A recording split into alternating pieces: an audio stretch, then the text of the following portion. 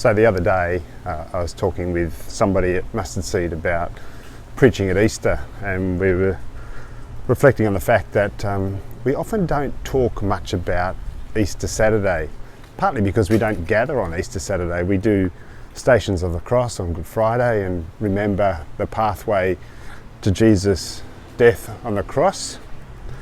But then we pause and don't do much until Resurrection Sunday, where we gather to celebrate the resurrection, which is entirely appropriate, of course. But we don't do much about Easter Saturday. And it occurred to me that you probably had plenty of sermons about resurrection. You probably had lots of reflections on the crucifixion, but we haven't done much talking or thinking about that bit in the middle. So this Easter Sunday, this Resurrection Sunday, when we gather, we're going to actually think about the day before. We're going to think about, what does Easter Saturday mean? What does it offer to us? Because it's worth reflecting on the fact that Jesus could have died and resurrected pretty much straight away if he'd wanted to, I guess.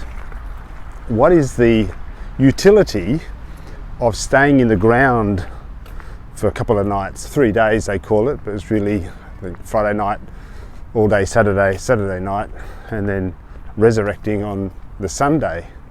Why the pause? Why this suspended moment?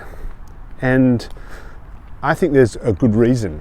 I think some really important things get transacted in that day, in that moment between the death of Christ and his resurrection. And so it's not an easy moment for us, and it's a moment that I think we experience in all sorts of different ways and have echoes of it in our life in different ways, and we do well to learn the lessons of it. So I don't know how much I should tease the content of Sunday's talk about Saturday, but suffice to say, it's worth coming along. Come along this Easter Sunday. You won't get your usual Easter resurrection talk. There'll be some of that there, of course. You can't not talk about resurrection on Easter Sunday. But we are going to focus on that gap, the gap between when Jesus dies and when he rises, and what happens in that aching, pregnant period in between. We are singing without masks. It's wonderful. We're going to reintroduce passing the peace, albeit with elbows or bows or some kind of less contacty thing. I don't even know how to say that. And we want you to join us. We're having a really good time together as the Mustard Seed, and we'd like to share the love. Like to encourage people to join in with us, become part of our community, enjoy the benefits of being with a group of people that are just good people, and as we live into a story that is full of hope and life and purpose, and it's not temporary, it's eternal.